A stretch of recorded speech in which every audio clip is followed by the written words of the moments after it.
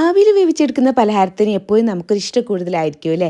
ഏറ്റവും സിമ്പിളായിട്ട് കുറഞ്ഞ ചേരുവ വെച്ചിട്ട് ഇഡ്ഡലി മേക്കറിൽ തയ്യാറാക്കിയിട്ടുള്ള ഒരു കിടലൻ പലഹാരം നോക്കാം. ഇനി ഒരു ബൗളിലേക്ക് തൈര്, പൊടിച്ച പഞ്ചസാര, ബട്ടറോ അല്ലാന്നുണ്ടെങ്കിൽ സൺഫ്ലവർ ഓയിൽ വെച്ച് നന്നായിട്ട് മിക്സ് ചെയ്ത് കൊടുത്തതിന് ശേഷം റവയും പാലും ഒഴിച്ച് നന്നായിട്ട് മിക്സ് ചെയ്ത് ഒന്ന് റെസ്റ്റ് ചെയ്യാനായിട്ട് മാറ്റി വെക്കാം. ഇനി വേറൊരു ബൗളിലേക്ക് മൈദ, ബേക്കിംഗ് പൗഡർ, ബേക്കിംഗ് സോഡ, ഉപ്പിട്ടിട്ട് ഒന്ന് മിക്സ് ചെയ്ത് മാറ്റി വെക്കണേ. ഇൻഗ്രീഡിയൻസിന്റെ അളവൊക്കെ താഴെ കൊടുക്കുന്നുണ്ട് കേട്ടോ. ഇനി റെസ്റ്റ് ചെയ്യാനായിട്ട് വെച്ചിട്ടുണ്ടായിരുന്ന ഈ ഒരു മിക്സിലേക്ക് നമുക്ക് ഡ്രൈ ഇൻഗ്രീഡിയൻസ് കുറേശ്ശെ ആഡ് ചെയ്തിട്ട് ഇതുപോലെ അങ്ങ് മിക്സ് ചെയ്തെടുക്കാം.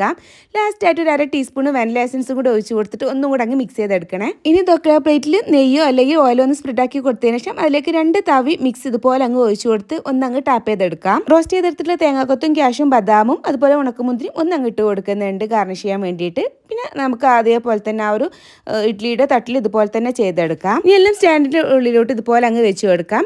വെള്ളം വെച്ച് തിളപ്പിച്ചിട്ടുള്ള ഈ ഒരു ഇഡ്ഡലി മേക്കറിൻ്റെ ഉള്ളിലോട്ട് നമുക്ക് ഇതുപോലെ അങ്ങ് വെച്ച് കൊടുക്കാം. എന്നിട്ട് ഒരു 15 മിനിറ്റ് അടിച്ച് വെച്ച് കുക്ക് ചെയ്താൽ മതി. അപ്പോഴേക്ക് സെറ്റായിട്ട് ഇതുപോലെ കിട്ടുക. തണുത്ത് വന്നതിന് ശേഷം സൈഡൊക്കെ ഇതുപോലെ അങ്ങ് വിരിച്ചാൽ പെട്ടെന്ന് തന്നെ അങ്ങ് കിട്ടുക. അപ്പോൾ ഇതുപോലെ റെസിപ്പികൾക്കായിട്ട് നമ്മുടെ പേജ് ഫോളോ ചെയ്ത് സപ്പോർട്ട് ചെയ്യാൻ മറക്കരുത്. Bye from recipes kitchen.